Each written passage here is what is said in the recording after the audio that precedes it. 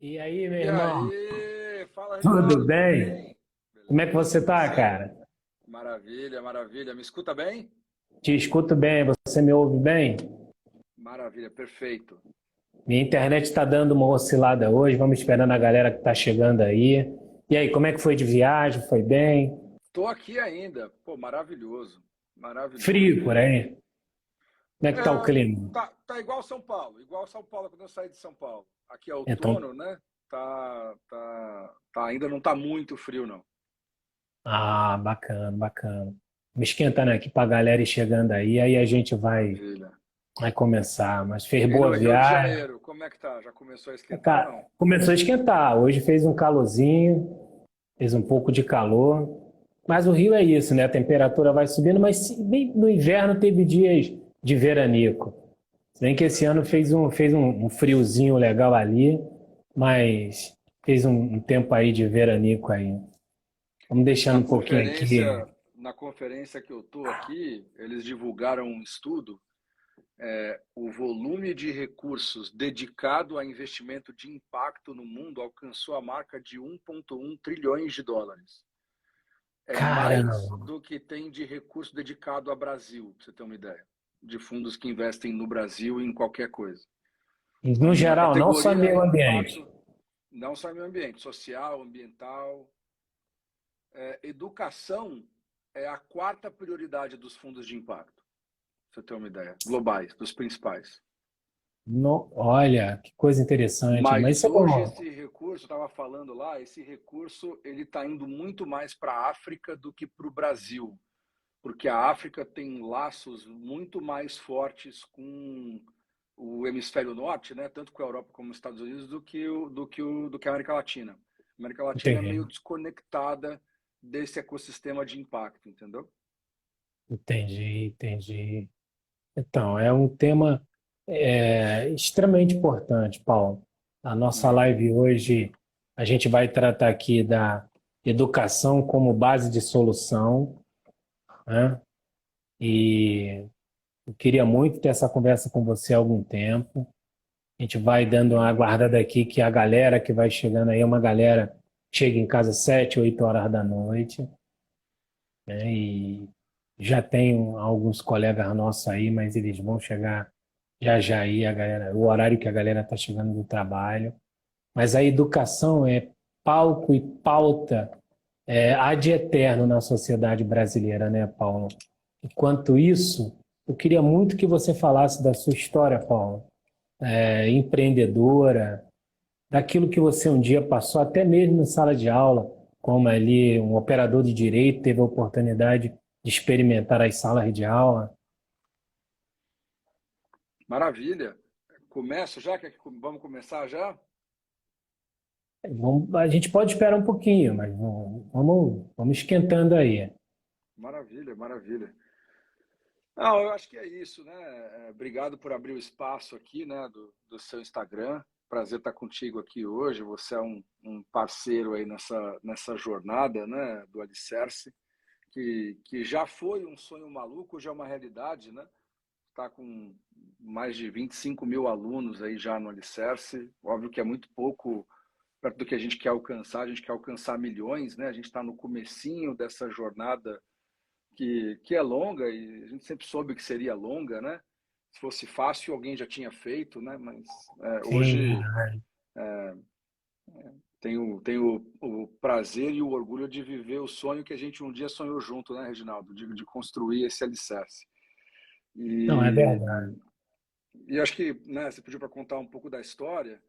Eu acho que, Eu queria muito que a primeiro, galera conhecesse o Paulo, Paulo Batista, faz essa jornada humana, pessoal, que passa pela operação do direito, se transforma no empreendedor, para a gente ir entendendo como a educação vai fazendo sentido na sua vida e hoje ela é o seu propósito, sua causa. ah, ah, não, legal. Acho que meu primeiro contato com a causa, né? Ele veio no cursinho que a minha faculdade mantinha, né? Onde eu tive o privilégio de, como muitos líderes alicerce hoje têm esse privilégio também, de dar aula como voluntário, né? No cursinho do 11, que era o cursinho que a faculdade de Direito mantinha. E acho que hoje, assim, uma das coisas que mais me dá prazer é o fato de que a gente hoje dá essa mesma oportunidade que eu tive para 1.000 jovens brasileiros, né? De ter essa experiência, de dar aula em sala de aula. A gente consegue fazer isso não pedindo que eles sejam voluntários, né? Mas até provendo uma fonte de renda para eles, né? Mas eu fiz isso como voluntário quando eu estava na faculdade e mesmo não ganhando nada financeiramente, tirei muito daquela experiência, né? E uma das coisas que eu tirei é... Ficou no mudo. Cortou. Voltou agora. Voltou. Ali nessa experiência eu tive... Tá me ouvindo? Tô te ouvindo. Tá. Naquela experiência eu tive contato com a realidade por trás desse problema estrutural da educação, né? A gente sempre ouve falar que a educação brasileira é ruim, é uma das piores do mundo, e é verdade, ela é mesmo, né, quando a gente olha as estatísticas, mas quando você transforma a estatística em ser humano, aí é que você realmente se conecta com o problema, né? E foi o que eu vi ali, jovens com diploma de ensino médio, sonhando em passar na faculdade e que não conseguiam acertar nenhuma pergunta de um simulado, né? E ali foi também o contato com a esperança, né? Porque, de um lado, a gente via aquela tragédia, né? Assim, o sistema educacional brasileiro, infelizmente, ele ilude um pouco as Ó, Paulo, famílias. só vou pegar só uma aspas aqui rapidinho, sem ser, é, sem ser, não sendo sem educação, mas só para dizer que a galera começou a entrar aí. É o período que o pessoal está chegando do trabalho, Paulo. Legal, Quero te dizer que a gente tem aqui uma galera legal: Sergipe, Paraíba, Bahia, Pernambuco, João Pessoa, Campina Grande. Tem uma galera boa aí. Tem uma galera, a galera chegando do trabalho, está chegando aí junto aí. Então, galera, esse aqui é o Paulo Batista, que eu falei pelo WhatsApp com vocês. É meu parceiro, é meu sócio, meu irmão, meu amigo. É um cara que ocupa um espaço super importante na minha vida nos últimos quase 6 anos de relacionamento. Alguém que eu divido um propósito, uma crença. É só para fazer esse brief, Paulo, que a galera começou a chegar correndo. Maravilha, eu vi aqui. E tem gente aí. De repente explodiu aqui, 400 pessoas já. Tem gente aí. Então, muito realmente. Bom estar com vocês aí, viu? Você está falando aí com a galera do Nordeste, que foi tão massacrada nos últimos tempos. Tem uma galera boa do Nordeste aí. Gurjão, Campina Grande, Itaperuá, João Pessoa, tá aí com a gente. Maravilha, maravilha. Maravilha, vamos. Mas então, como eu estava dizendo, né, assim, ali foi aquele contato com, né, com a educação em carne e osso, né, e ver aqueles jovens todos com diploma de ensino médio, mas que não sabiam o mínimo para conseguir passar num vestibular, né? Porque a grande verdade, né, que o sistema educacional brasileiro ele ilude as famílias, né, Reginaldo? Ele passa de ano, ele dá diploma, ele dá a nota 7 para todo mundo, mas o aprendizado mesmo que aquele jovem teve, ele é muito baixo. Quando a gente olha as provas internacionais que o Brasil participa e as provas de aprendizagem, a Prova Brasil, você vê que o aprendizado mesmo na escola é muito baixo, né? As pessoas não aprendem nem o básico, né? E isso vai limitar elas não só a alcançar o sonho, né, de uma faculdade pública ou de uma bolsa em faculdade particular, mas também às vezes no emprego, né? Toda prova de qualquer emprego começa com uma provinha de educação básica, né? De português, matemática, de lógica, né? E infelizmente a gente priva, né, 90% dos nossos jovens de adquirirem o aprendizado que eles merecem adquirir. E eu vivi isso na pele ali, muito jovem, né, com 18, 19 anos, mas vivi também a experiência de que é possível você mudar isso, né? Sem grandes... de uma forma leve, você consegue mudar essa realidade. Aí eu segui uma carreira mais tradicional, fui trabalhar em mercado financeiro, fui buscar o meu sucesso profissional e financeiro também.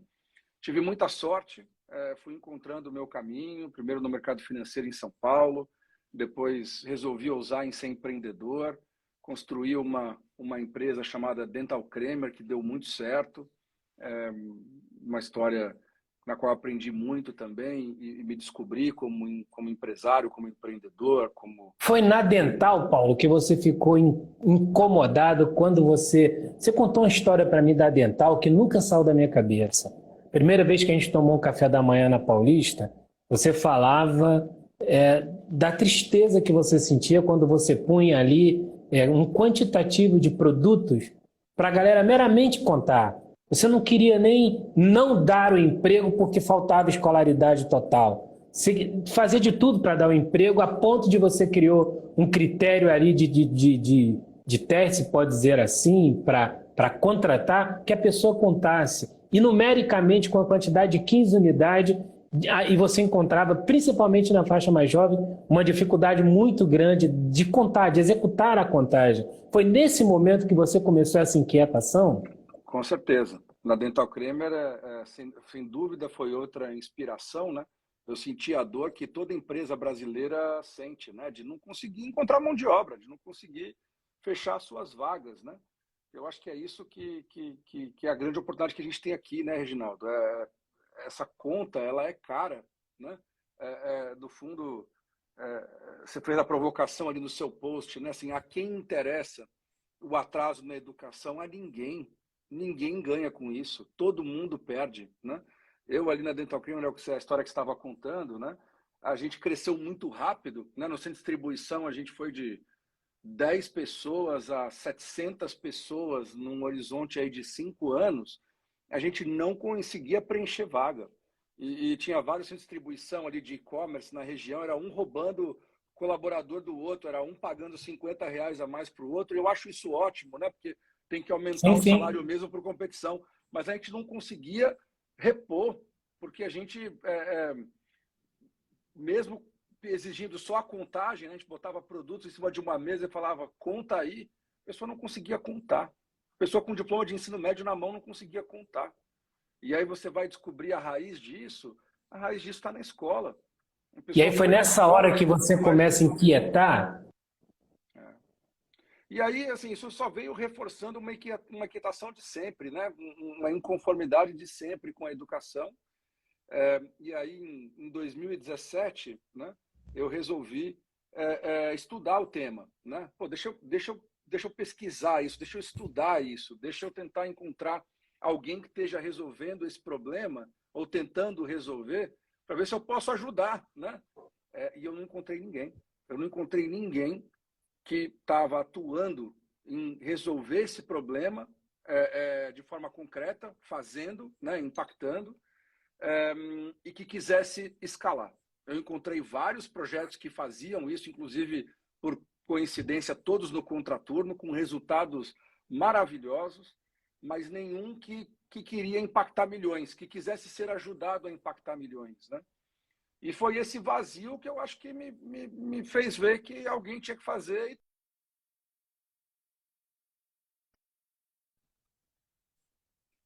Que você foi uma das pessoas que cruzou esse caminho e que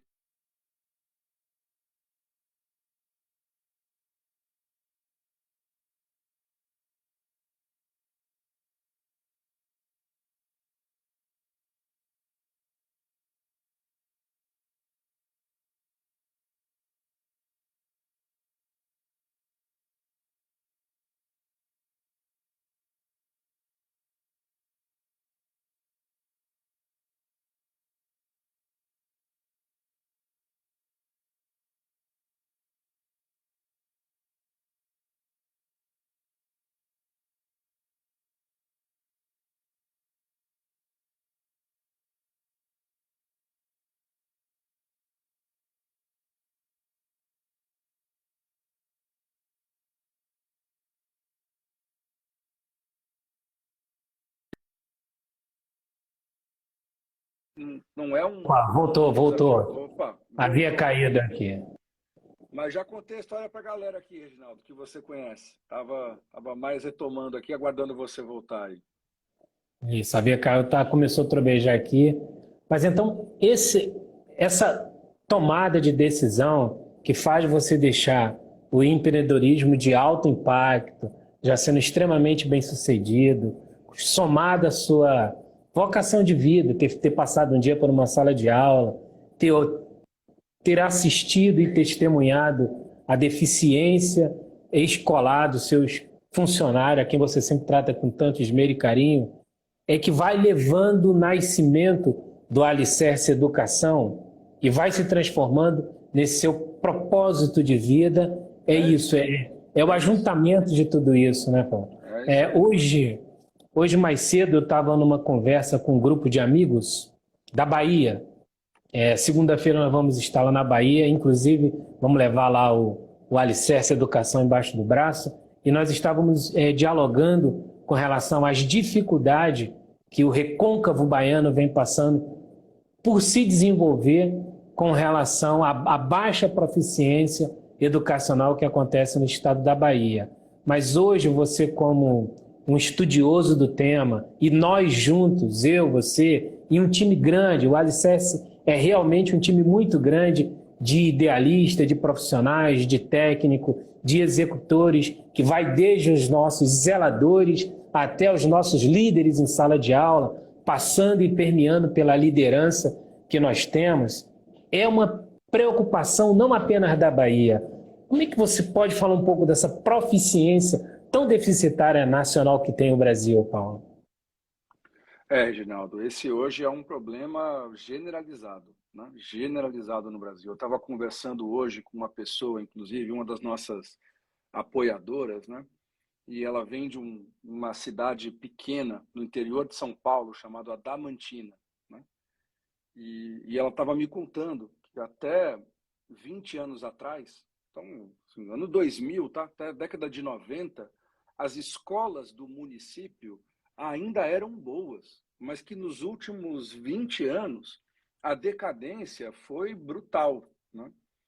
E isso tem um motivo estrutural por trás, Reginaldo, que é a gente está pagando a conta agora de não valorizar há muitas décadas a profissão pedagogia, né?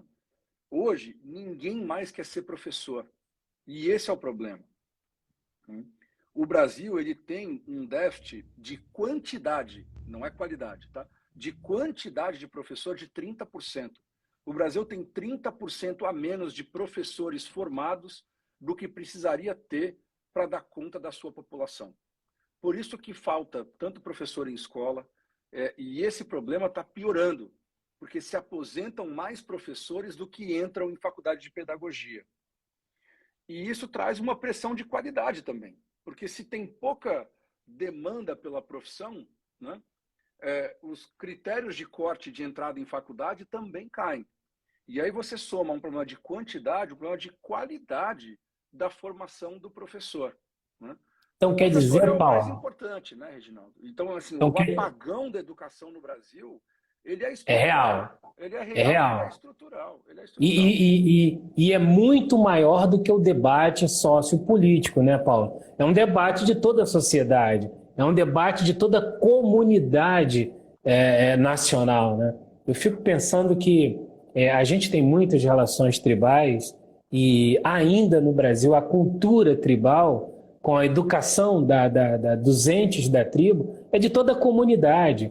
E quando a gente ouve falar em educação de maneira genérica, de maneira geral, no nosso país, a gente fica crendo apenas na deficiência pública com relação a isso. Não, ela permeia todos os setores, principalmente a família, depois a sociedade civil organizada, hoje as entidades empresariais. O Brasil vem se desenvolvendo comercialmente, tendo empresa de ponta, com alta rentabilidade, com possibilidade de renúncia de recursos ao investimento direto, que não o faça, mas que merecia um olhar muito mais carinhoso de investimento para a educação. Eu fico pensando nisso porque Mas eu te digo uma coisa, Reginaldo. Nenhum país na história do mundo, e tem alguns que conseguiram virar esse jogo, tá? Nenhum país conseguiu virar esse jogo sem que a sua elite assuma a econômica e intelectual, assuma essa responsabilidade por todas as crianças. Esse é o problema. Sim. A virada de chave que a gente não teve no Brasil ainda é que a elite desse país, política, intelectual e econômica, ainda não se responsabilizou por resolver o problema para todos. A cultura educacional do nosso país ainda é muito de eu vou resolver o meu filho. e o filho dos outros é o Estado que tem que cuidar. Né? Um dos últimos Nobéis de Educação, um norte-americano, que eu não estou conseguindo recordar o nome dele agora, tem um estudo, uma pesquisa muito rica com relação a isso. Ele consegue provar com dados numéricos, inclusive dados financeiros, de que cada dólar investido numa criança volta para a sociedade com um percentual 5, 6, 10 vezes maior. Com certeza, com certeza. E veja, o Brasil, ele vem de uma dívida histórica. A gente tem que colocar isso nesse contexto. Né? Sim. Se você voltar 200 anos, né, uma parcela muito grande dessa população era escravizada. Né? E Total. não podia ter acesso à educação, era proibido que tivesse acesso à educação.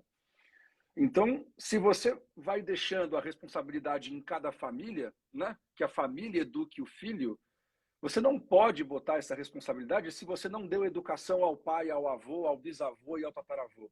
Você tem que romper esse ciclo num processo de responsabilização pelos filhos de todos. Né? E vamos zerar a pedra. Vamos pegar todos os filhos que vão nascer a partir de agora, e todo mundo que nascer agora no Brasil tem que ter uma boa educação, começando do zero. Né? Aí você começa a consertar um país. E o que você falou é perfeito. Se alguém acha que não paga essa conta, está enganado. Paga essa conta todos os dias. Por baixa produtividade, por falta de mão de obra, por violência, por democracia disfuncional. Né? Assim, você vê que a psicologia forense, tem uma corrente da psicologia forense, estudos renomados em revistas importantíssimas de medicina e saúde, que mostra que a ausência da educação impacta diretamente nas curvas criminais de uma sociedade, seja no Brasil ou de qualquer lugar do mundo. Então você veja a rede de impacto que uma educação ausente, uma educação deficitária, sem gerar uma proficiência de qualidade para o desenvolvimento de uma sociedade, ela alcança. Ela vai alcançar desde as faixas criminais até as faixas mais impactantes do lar doméstico, uma compreensão simplesmente doméstica e uma deficiência. E não vamos falar só de riscos, vamos falar de oportunidades, né? Sim. O Brasil tem uma população 8 vezes maior que a da França. E a nossa economia é menor.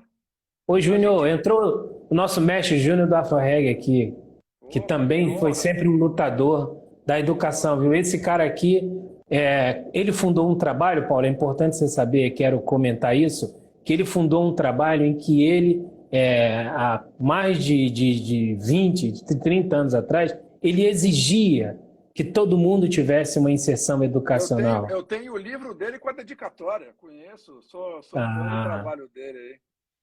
Você sabe que eu digo para todo mundo isso, não posso entrar em detalhe, mas o Reginaldo Lima não existia. Quem construiu o Reginaldo Lima foi ele. Existiu o Reginaldo, um gordão que andava para cima e para baixo, para lá e para cá no morro, e ele construiu o Reginaldo. Mas eu tenho que falar isso depois com calma. Posso dar essa moral para ele, não, senão depois ele não vem falar com a gente aqui. Mas então, a gente põe a educação nesse centro, traz para o epicentro do problema, e aí a gente fala de Brasil, o nosso imperador usava a frase que usou também o Marquês de Pombal, em 1772, se eu não me engano, quando fez a primeira reforma linguística, usou a frase que o imperador havia usado, que a educação é a solução da sociedade, a educação é a solução do mundo. Esta frase está posta na sociedade brasileira há tanto tempo, Paulo, mas ela ainda não se concretizou. Existe uma deficiência de concretude. Aí eu quero dar um salto aqui atrás num comentário teu. Você acredita hoje, como um empreendedor da educação, um incentivador, tem um instituto, nós estamos engajados juntos no instituto voltado para a educação de transformação com a metodologia Alicerce. Nós estamos envolvidos no empreendimento com relação à metodologia Alicerce e nós temos dentro do nosso trabalho o IPLE, nós temos o nosso Centro de Equidade Racial. Você acredita, Paulo, sinceramente, que, como está posto na sociedade brasileira, é uma questão estrutural, racial, a deficiência educacional no Brasil? Eu acho que ela não, ela, assim, para mim, né, assim, não existe raça, né? Isso aí é uma construção social, né, que a gente precisa superar como sociedade, né? Mas como humanidade a gente precisa superar essa questão, porque somos uma única raça, que é a raça humana, né? Mas existe sim, né, um fato, o conceitos de raça socialmente construídos, né? E o Brasil é talvez o país menos maduro nesse sentido, que precisa encarar melhor o seu passado e superar e pagar a dívida que construiu, né? E que gerou, e que nunca endereçou, nunca enfrentou, né? A gente sempre escolheu, nessa nossa síndrome de avestruz, não olhar para essa dívida histórica construída, né? E ela volta, né? E ela volta. E Você a vê, Paulo, educação, que... para mim, assim, a perpetuação da desigualdade racial e até da construção de um arquétipo de raças no Brasil está totalmente ligado à diferença de acesso a uma educação de qualidade, né? E aí você Se veja, você Paulo, olhar... a gente, sem ser deselegante, Só vou te dar um dado antes de você fazer esse comentário, só para todo mundo entender bem esse ponto, que é uma coisa que deveria ser mais falada, tá? certo? Quer ver aonde começa o racismo? Os indicadores educacionais internacionais mostram, né, que só 2% das escolas brasileiras, na sua grande maioria particulares, né, não todas, tem algumas públicas de excelência ainda, mas a grande maioria particulares, só 2 em cada 100 conseguem brigar de igual para igual em aprendizagem com escolas de países desenvolvidos. Nessas escolas, 90% são brancos, Reginaldo. 90% são brancos. Num país que é, de acordo com o IBGE, 60% negro e que alguns especialistas aí falam de 80% de afrodescendência no Brasil. Então, olha o tamanho da divergência, né, estatística que você tem, né? E como você tem um grupo, né, que tem acesso a uma educação de base de qualidade, quando uma maioria não consegue ter acesso. E é isso que perpetua as desigualdades. Se a gente não atacar isso de frente e conseguir dar para todos o mesmo acesso à educação básica, a gente nunca vai conseguir resolver esse problema. Isso, sem falar, como a Aninha, a Ana Clara a Maria Clara está falando, sem falar na inclusão do PCD, é uma rede. É o PCD, é o negro, é a comunidade LGBTQIA+, é a comunidade gorda, não vamos deixar os gordos de fora, estou brincando, que são aspas de brincadeira, e eu estou no meu lugar de fala, porque eu sou preto e gordo. Então, são todos os diferentes que devem ser incluídos. É de fato um grande processo de inclusão à educação no Brasil. Veja bem, a matemática segundo os sábios... E a Maria Clara tem razão. Assim, o problema da falta de inclusão na sociedade da pessoa com deficiência começa na falta de inclusão nas escolas. Você não inclui a pessoa com deficiência na escola, ela não consegue ter acesso à educação e isso só vai se perpetuando na vida dela. É muito simples. Veja aí a dificuldade. Então, ponha em leis, mas não constroem bases, alicerces para elas. Existem leis em todas as empresas, e empresas de pequeno e médio porte no Brasil são multadas sistematicamente. Existe lei da inclusão na escola, existe a lei da inclusão, a lei é perfeita, é obrigatório incluir na escola. Mas o que não existe é execuividade da lei. Triste e lamentavelmente, nós somos um país com muita dificuldade em execuividade de lei. Né? Então, como está posta aí a lei para o PCD de empregabilidade, de educação... Mas que volta na crise estrutural do sistema educacional que a gente estava falando. Você tem um sistema que está todo desestruturado, né? E aí não consegue enfrentar esses desafios. Né? O Paulo, vamos lá. Nós passamos por 388 anos de escravidão. 388 anos de escravidão. A matemática, ela nos aproxima da realidade, ou para uma grande alegria, ou para uma profunda tristeza, ou para a terceira via, que é de uma análise de construção da alegria advinda da grande tristeza. eu gosto da análise advinda da grande tristeza e encontrar a resolução. Então, 388 anos de escravidão. Na ruptura forçada, brava, guerreira, com múltiplas histórias, houve depois a instituição legislativa de um século de apartamento da comunidade preta da escola. Então, foram 388 anos de escravidão, mais um século de lei que dariam 488 anos, e mais todos os anos vindouro que vieram pela frente com a inserção, agora não mais apenas da comunidade preta, mas agora de um povo, de uma população que é a favela. E aí eram pretos, pardos e brancos, eram todos os que estavam dentro da favela, vivendo esse resquício, esse fragmento estrutural. É muito comum que a gente vá a uma escola de bairro, de comunidade, de dentro ou próximo de uma favela, e aquela escola, o prédio nem sempre seja um prédio de estrutura arquitetônica agradável. É sempre um prédio com imagem depreciativa, cheio de grade, envelhecido. O próprio ambiente arquitetônico impacta a autoestima do professor, que tem que ser bravo. O universo pedagógico brasileiro é composto de guerreiros e guerreiras, de lutadores, principalmente os que estão na região periférica e de favela, porque já não há grande investimento no colégio pedagógico, no universo pedagógico, como você pôs anteriormente, não tem estruturação para isso. Então a gente tem uma soma de um período de detenção de um povo, depois a gente tem a soma de um período de um século de privação e apartheid, e depois a gente tem todos os anos para frente da composição de um novo povo, que é o povo favelado, que vai tendo toda essa dificuldade de acessar uma educação de qualidade. E aí é que nasce o alicerce, é claro que posto outras iniciativas, mas nós vamos falar da nossa luta nesses últimos anos em não fazer reparação, mas uma luta de fazer construção. E se a construção reparar, será sensacional. Mas a gente está fazendo um processo de construção. E é claro que é toda uma preocupação reparadora, mas no processo de construção é aquilo que você tanto gosta, é o todos, é todo mundo. É um universo de todo mundo. É horizontal e não vertical. É isso aí. É isso aí. E nós vamos chegar em milhões de alunos, Reginaldo. Nós vamos ajudar a resolver esse problema. Nós vamos botar ele numa espiral positiva e trazer gente nova para a educação.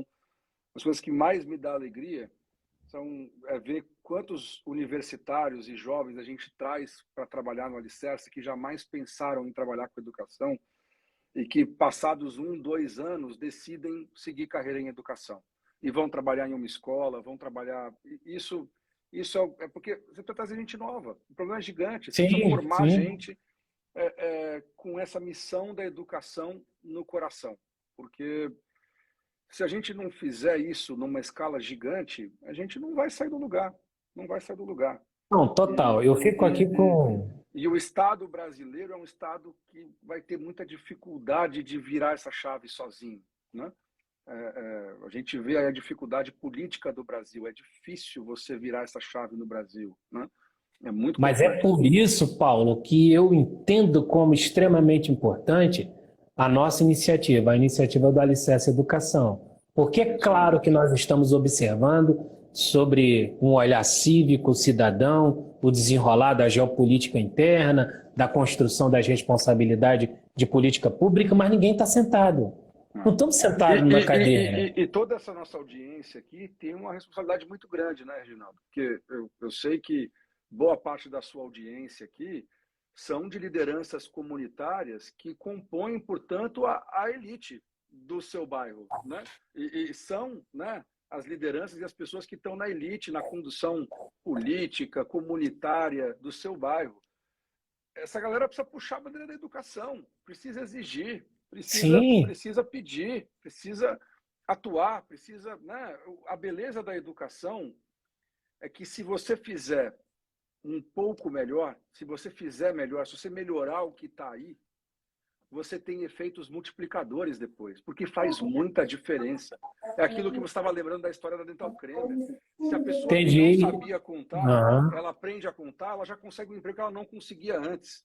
Se a pessoa que não sabia escrever com maestria, aprende a escrever com maestria, ela melhora de emprego e ela passa a ter mais renda. E com essa renda ela consegue continuar a estudar e consegue continuar a se desenvolver. Sim, Então, a educação, ela é o único investimento que tem efeitos multiplicadores, porque a pessoa começa a ter mais capacidade e a entrar numa espiral positiva, que depois você podia contar a sua história também, que você é um exemplo disso. Você entrou numa espiral positiva de educação, hoje é um mestre, doutor, filósofo, e você se fez, mas porque em algum momento você começou e aquilo te levou. Então, todo mundo aqui tem que plantar sementes. A gente tem que plantar sementes, começar a puxar essa bandeira da educação, porque ela se multiplica. E quanto mais semente a gente plantar esse ano, mais a gente vai colher daqui a 2 anos. E aí a gente planta mais, e isso vai se multiplicando e uma hora vira. não, total. Vou trazer aqui. Uma coisa que eu gosto de contar, Reginaldo, a Coreia do Sul, né? O pessoal, às vezes, eu já vi especialista falando que a Coreia do Sul demorou 40 anos para melhorar a educação dela. E, portanto, no Brasil vai demorar 40 anos. Não é verdade. A Coreia Opa, do Sul isso é bom, hein? Isso é a bom. Coreia do Sul mudou a educação dela em 5 anos. Ela Ó, colheu resultados por 40 anos. Na hora que você vê o resultado, o crescimento econômico, o crescimento do número de mestres, doutores, mas realmente como foi essa tomada de 45? Fala um pouco disso. o país, na década de 60, fez um pacto pela educação, a elite se juntou, o governo, os políticos, os empresários, todo mundo se juntou e falou: chega, vamos dar educação para todo mundo. Uma decisão Eles tribal, viram né? Uma decisão tribal. uma decisão tribal, né? E aí fizeram, foram lá e fizeram, botaram como prioridade número 1, se responsabilizaram por todas as crianças, construíram responsabilização por resultado de aprendizagem e fizeram, em 5 anos fizeram uma revolução. Ó, tá posto aqui, E isso deu resultado por 40 anos. tá posto aqui uma provocação, hein, Paulo? Pô, dar dentro do alicerce, quem sabe pegar os nossos parceiros institucionais e criar a tribo institucional do alicerce, já que a gente tem as tribos distribuídas, e é isso.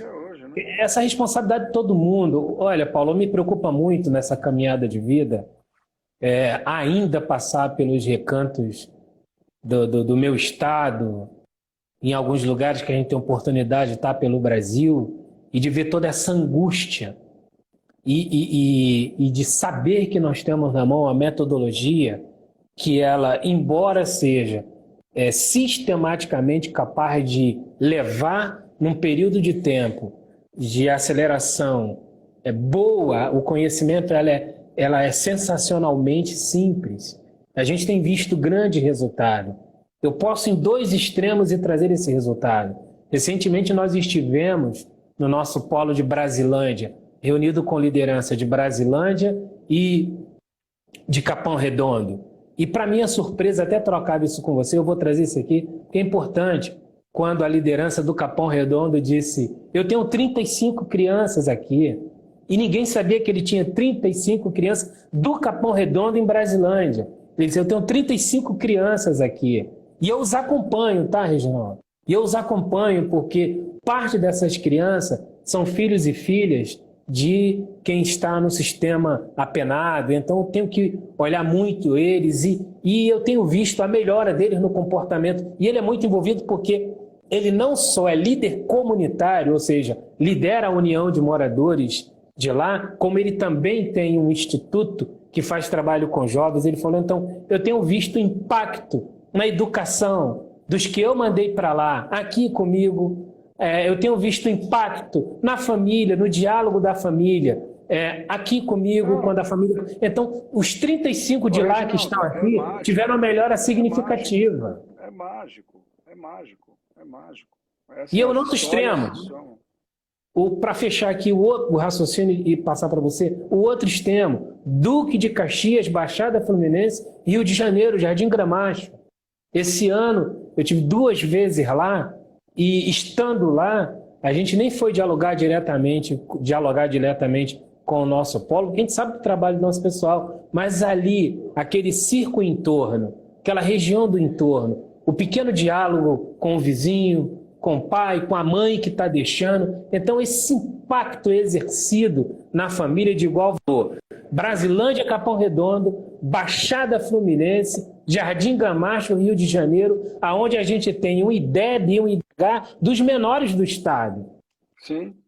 Então, você veja, eu tenho um lugar que estatisticamente ele aparece no meu índice de desenvolvimento humano e no meu índice de desenvolvimento educacional com um sarrafo lá embaixo.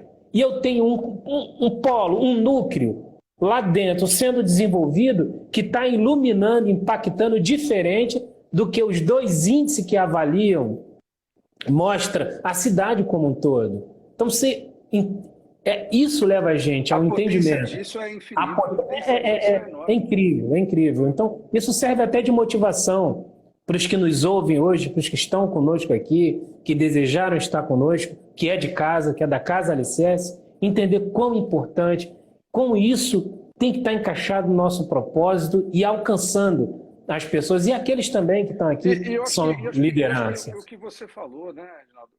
O alicerce, pela grandeza do que a gente está se propondo a fazer aqui, ele tem que ser de todo mundo. Ele não é do Reginaldo, do Paulo, ele tem que ser de todo mundo. Então, todo mundo aqui tem que ser um pouco dono do alicerce e torcer por ele, e ajudar e divulgar, e ajudar a levar para o seu cantinho, para o seu lugar, né? Eu e você aqui, a gente está disposto a trabalhar como vários outros, já é um exército de mais de 1000 pessoas, né? E tem que chegar a muito mais, a muito mais. Isso, é um conceito... É pouco ainda, a gente tem que chegar a centenas de milhares de pessoas conectadas a essa missão do Alicerce, trabalhando para mudar o futuro de milhões e milhões de jovens e de adultos também. Eu vou trazer uma notícia boa para você aqui, que você vai gostar. Boa. Dia 26 de janeiro, eu vou estar em Pernambuco, reunido com a galera das regiões periféricas de Pernambuco, aonde o tema é empreendedorismo e educação. Vai ser um debate, um encontro, e o molde de educação é alicerce. Inclusive, vou ver nossa rapaziada de lá que estiver mais perto para colar lá para a gente falar disso. Vou estar dia 17, 18 e 19 na Bahia, em Salvador, num evento que vai acontecer do Centro Histórico até o Pelourinho. Do lado direito e do lado esquerdo do Pelourinho vai estar todo mobilizado esses 3 dias com uma série de debates. Vou estar com uma mesa de debate lá, debatendo também empreendedorismo da etnia preta, mas também falando sobre educação, e a base de educação da conversa, das rodas de conversa, será o alicerce. E vou estar agora dia 20, dando uma palestra de ESG, que eu pedi para colocar um parágrafo sobre educação, para eu levar o depoimento desse impacto que tem sido a experiência com a licença educação. Dentro dos princípios do ESG, né, no pilar social, assim, nenhum investimento qualifica mais do que educação. Porque a filosofia por trás do ESG exige, né, que a empresa procure fazer impacto positivo, impactando positivamente também a empresa, né? Essa é a diferença de uma estratégia ESG para a filantropia pura, né? Na filantropia pura, eu faço responsabilidade corporativa por obrigação, né? É a minha responsabilidade, eu tenho que pagar isso aqui. No ESG, eu tento ter impacto de uma forma que volta para a empresa. E num país como o Brasil, que tem esse déficit de capital humano estrutural que a gente conversou aqui, nada tem mais potência em voltar para a empresa se ela prover educação para os seus, para o seu colaborador, para os jovens da comunidade do entorno da empresa que vão ser os futuros trabalhadores daquela empresa, né? Então, toda empresa que quer ter uma estratégia ESG pura tem que olhar para a educação de uma forma muito especial, porque esse é o investimento que volta para a empresa. Ô Paulo, amanhã, 15 de outubro de 2022, nós vamos estar celebrando o Dia do Professor. Então, na sua pessoa, em nome de todos os nossos amigos, amigas e companheiros da Alicerce Educação, eu quero trazer aqui o meu abraço a todos os professores, a todos os nossos parceiros, ao Brasil inteiro, a muitos amigos que entraram aqui, que exercem a docência. E aqui eu quero fazer a lembrança da minha irmã. A minha irmã foi a primeira a ter um curso universitário na nossa família e de professora. Hoje ela é professora e assistente social, ativista, Grande enganjada, pessoa, inclusive, aguerrida. totalmente entregue à Olha, missão. ela começou na sala da casa da minha mãe, escrevendo carta para pessoas analfabetas que estavam distantes da família. Dessa escrituração de carta na sala da casa da minha mãe, ela desenvolveu o desejo de alfabetizá-los para que eles passassem a escrever as suas cartas. E no longo do tempo ela fundou com muita bravura, viu, Paulo? Não é porque é minha irmã não, mas com muita bravura uma entidade de educação que já está passando de 3 décadas dentro do Complexo do Alemão. A minha irmã, dentro do Complexo do Alemão, já alfabetizou, levou para a conclusão do ensino de base, ensino fundamental, ensino médico, e inseriu a universidade mais de 20 mil pessoas, Paulo. Então ela é uma missionária, uma guerreira, uma lutadora. Também quero trazer aqui um amigo que foi de maneira tardia para o exercício da docência e hoje tornou-se mestre e doutor e dá aula nas escolas públicas do entorno do Complexo do Alemão, onde ele leva a experiência, leva a educação e leva a história dele e decidiu devotar a vida dele à docência, que é o Henrique. E tem uma série de outros amigos espalhados pelo Brasil que decidiram dedicar a vida à docência. Mas, Paulo, queria pedir licença a você, eu quero trazer 2 pessoas que estão aqui hoje para dar uma palavra sobre educação.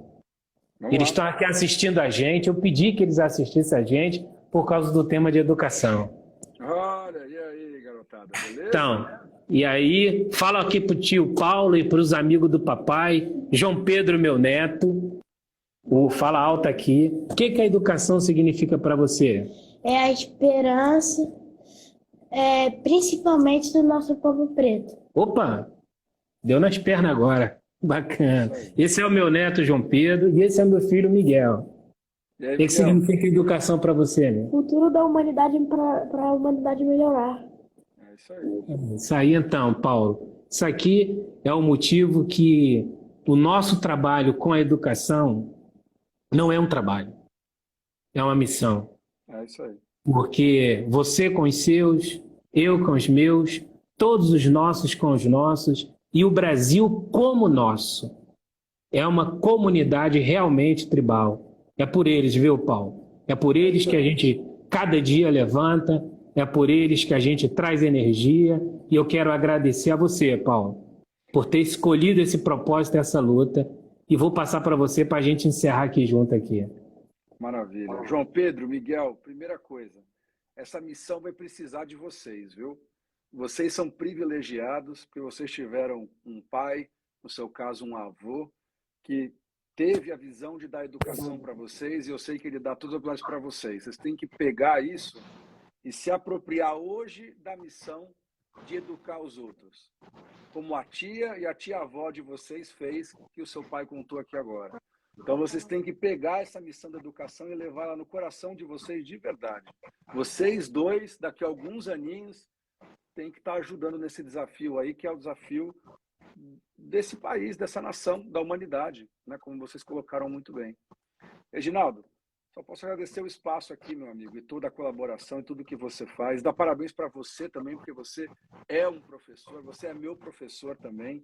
Então você merece aí ser parabenizado amanhã, aí ser homenageado também, junto com todos esses 1000 professores do Alicerce, que eu tenho que ter um carinho especial por cada um desses 1000 professores que estão nessa nossa missão, mas junto com eles todos os professores do Brasil, porque todo mundo que está em sala de aula fazendo, né, é parte dessa missão e tem que cada vez mais ser motivado e valorizado para dar o seu melhor.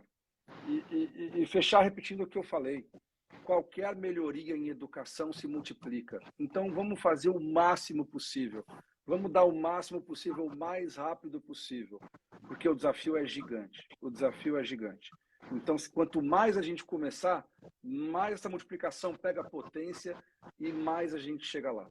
E lembrar, a gente tem que se responsabilizar pelos filhos de todos, e não só pelos nossos filhos, porque a gente já paga essa conta. A gente não percebe, mas a gente já está pagando essa conta.